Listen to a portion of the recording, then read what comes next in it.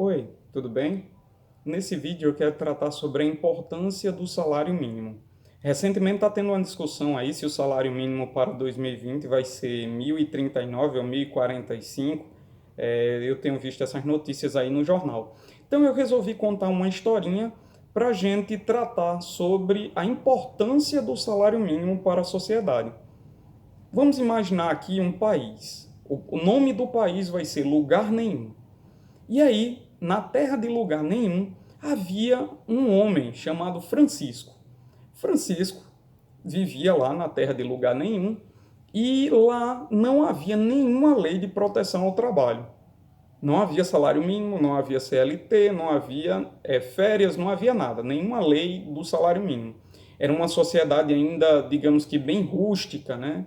De característica rural, algo bem. Cada um produzia aquilo que produzia, não tinha muitas relações de trabalho, o comércio não era muito desenvolvido, então, um lugar simples, lugar nenhum. E lá havia o Francisco, pouco perto da onde Francisco morava. Eles tinham dificuldade na região em que Francisco morava, eles tinham dificuldade porque eles produziam bens pela agricultura, produziam alimentos, e quando tinha chuvas, eles comiam bem, e quando não tinham chuvas, eles passavam dificuldade. E aí, um belo dia, se instalou lá em lugar nenhum, perto da região que Francisco morava, uma indústria que produzia tecidos ou qualquer outra coisa. O produto que a indústria produzia não afeta o nosso exemplo aqui. E aí, como não havia nenhuma lei, nenhuma regra de caráter trabalhista, o empresário ofereceu para Francisco um pagamento mensal no correspondente ao que hoje representa R$ 50. Alguém pode dizer, mas como é pouco, que absurdo. Como Francisco vai viver, vai dar de comer à família dele com apenas R$ 50? Mas Francisco calculou a situação dele. Olha, eu não consigo produzir hoje mais do que R$ 50 comparando a minha situação. Porque tem meses que eu consigo produzir mais e tem meses que eu consigo produzir menos. E quando eu produzo mais, eu não produzo muito mais. E quando eu produzo menos, eu produzo muito menos. Porque não depende da minha capacidade de produzir. Muitas vezes depende de condições que não estão no meu controle. E José foi do outro vídeo, né? Francisco, então, chega à conclusão de que aquilo é um bom negócio para ele. Ele não tem uma outra oportunidade. Ele não consegue produzir mais do que o valor que lhe foi oferecido. E aí, então, ele toma a decisão de aceitar. Alguns colegas dele, que viviam em lugar nenhum, decidem recusar a oferta, porque sentem que eles conseguem produzir mais do que R$ 50 por mês. Então, diante de toda proposta de preço, seja do preço de um produto, como tomate, macaxeira, acerola, etc., ou seja da mão de obra, o trabalho de um pedreiro, de um pintor, de um agricultor ou de um industrial, diante de toda a oferta de preço, sempre vai caber uma análise por parte do outro lado, porque só acontece um negócio se as duas partes concordarem. Então, o cara que quer adquirir um bem, ele vai querer adquirir pelo menor valor possível. E o cara que quer vender um bem ou um serviço, ele vai querer vender pelo maior valor possível. Então, certamente, Francisco poderia chegar para o dono da empresa e dizer assim, olha, eu ofereço o meu serviço por R$ 200 milhões. E o dono da indústria poderia dizer, eu só dou 50.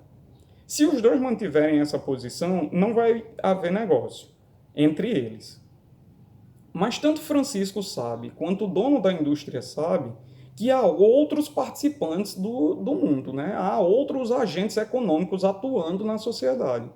E aí, se Francisco mantém a proposta de salário dele, vai chegar outra pessoa e vai dizer, não, eu faço por um pouquinho menos. E vai chegar outra pessoa e vai dizer, eu faço por um pouquinho menos, da mesma maneira que vai ter outros industriários disputando para pegar aquela mão de obra. Especialmente quando a mão de obra é escassa. Sempre a mão de obra ela é escassa porque o número de pessoas não é infinito. Sempre tem um número limitado de pessoas que você pode medir. Pode ser que numa determinada área esteja sobrando pessoas e em outra área esteja faltando.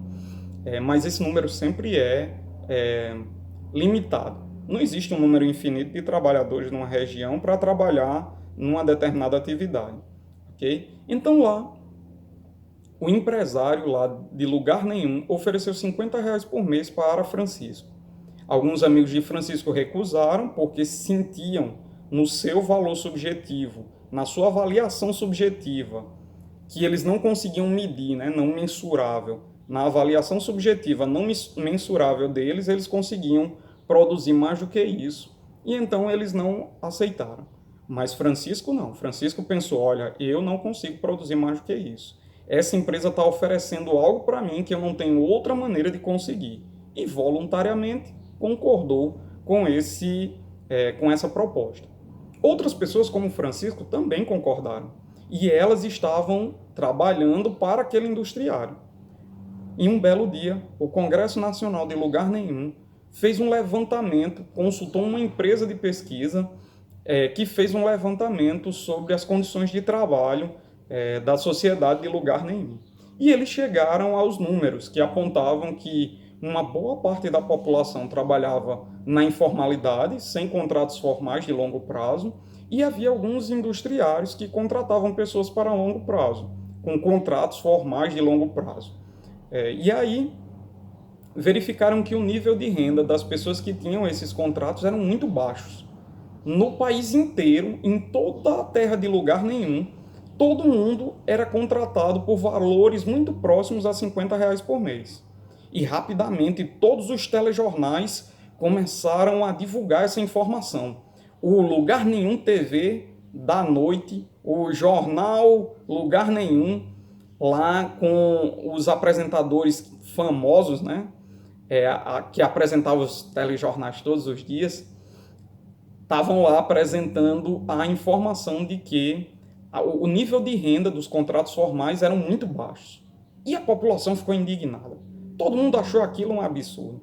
Como é que o grande industriário, como é que o cara que tem uma grande empresa, uma indústria, uma empresa grande, como é que ele paga apenas R$ 50 por mês para aquele trabalhador que é a razão primeira da sua capacidade produtiva?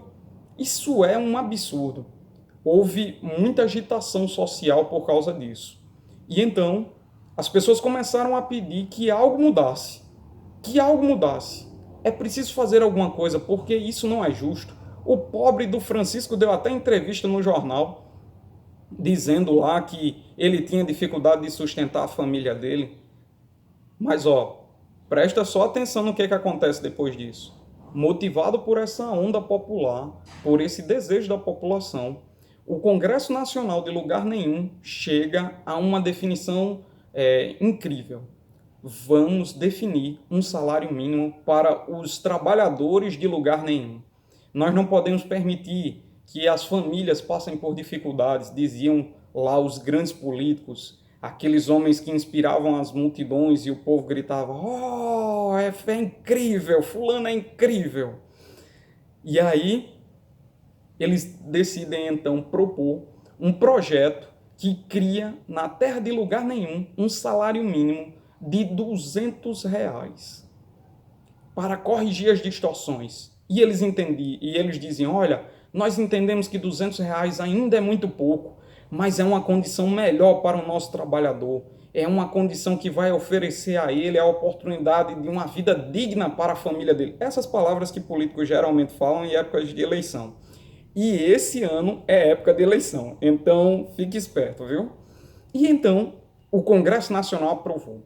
Todo mundo concordou. A nação estava feliz, estavam todos contentes. Lá em Lugar Nenhum, agora tinha um salário mínimo. E aí, na indústria em que Francisco trabalhava, o patrão de Francisco começou a avaliar a condição que esse novo salário trouxe. Francisco antes trabalhava a R$ 50 por mês e ele voluntariamente tinha aceitado, porque ele era ciente de que ele não conseguia produzir mais. E por que isso é importante? Porque todo agente econômico é movido pelo interesse de melhora pessoal. Ora, se você me oferece um emprego que me paga um valor X e eu consigo produzir, sem o seu emprego, eu consigo produzir mais do que isso, eu não vou aceitar a sua oferta, a menos que na minha avaliação pessoal, não mensurável e subjetiva, haja uma oportunidade melhor. Então, se você me oferece um emprego de R$ 50 para ir cortar cana no sol quente, eu só vou aceitar isso se eu não tiver uma condição que, na minha avaliação, e por isso eu digo que é subjetiva e não mensurável, seja melhor. Ok? Então, Francisco aceitou a proposta voluntariamente, ele não foi coagido, ele não sofreu uma agressão para isso.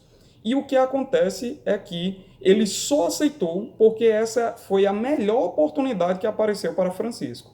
Não havia outra oportunidade melhor, senão ele teria ido. Porque a questão não é a oportunidade que você acha melhor. A questão é a proposta que Francisco acha melhor. E as pessoas fazem avaliações a partir de critérios diferentes. Eu posso olhar para Francisco e dizer: ah, que absurdo, ele aceitou essa proposta. Ok, eu posso fazer isso, mas o que interessa é que Francisco aceitou essa proposta voluntariamente. Esse salário poderia não ser o melhor salário do mundo. Eu poderia olhar para ele e dizer que é um salário ruim, que ele deveria ganhar mais.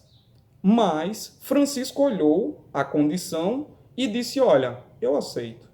Porque se eu tivesse qualquer outra opção melhor, eu iria para outra opção melhor. E aí ele aceitou ganhar R$ 50 por mês na indústria que foi instalada na terra de lugar nenhum. Ok, Francisco não consegue produzir mais de R$ 50 por mês de forma constante. A empresa que ele trabalhava lhe ofereceu a proposta de R$ 50 por mês. Mas aí nós descobrimos a importância do salário mínimo. Eu queria que você deixasse aqui nos comentários abaixo o que você acha que aconteceu com o Francisco, se ele só tinha capacidade de produzir R$ 50 por mês, ele trabalhava numa empresa que pagava R$ 50 por mês, mas agora havia uma lei que obrigava todos os patrões a pagar R$ 200 por mês a todos os empregados. Aqui, quem decide o final é você. O que você acha que aconteceu com o Francisco depois que o salário mínimo foi aprovado? Você acha que a vida de Francisco melhorou? O salário mínimo trouxe algo bom para a vida dele? Ou você acha que a vida de Francisco piorou? Deixa aqui nos comentários. Quem decide o final aqui é você. Valeu? É isso. Até a próxima.